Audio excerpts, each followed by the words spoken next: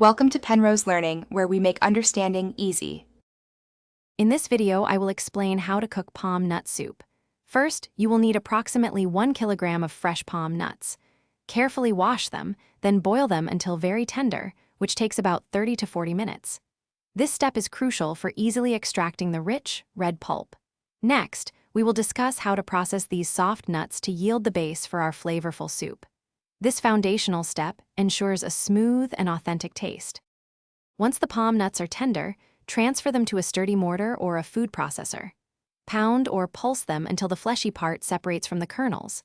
Now, add about 3 cups of warm water to the pounded nuts. Vigorously knead this mixture, squeezing out all the rich, red goodness. Strain this liquid through a fine mesh sieve into a clean pot, ensuring no fibrous bits remain.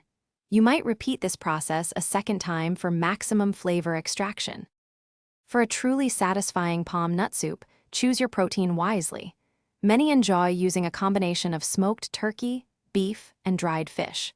Clean your chosen meats thoroughly, cutting them into pieces roughly 1.5 inches in size. Season these pieces generously with salt, black pepper, and perhaps a pinch of ginger or garlic powder. Briefly brown the meat in a separate pan over medium heat for about 5 minutes. This step adds a wonderful depth of flavor to the finished soup. Now, pour your rich palm nut concentrate into a large pot and bring it to a gentle boil. Carefully add your pre-browned protein, along with any other desired ingredients like garden eggs or bell peppers. Reduce the heat to low, covering the pot, and let it simmer for at least 45 minutes. Stir occasionally to prevent sticking and to ensure even cooking.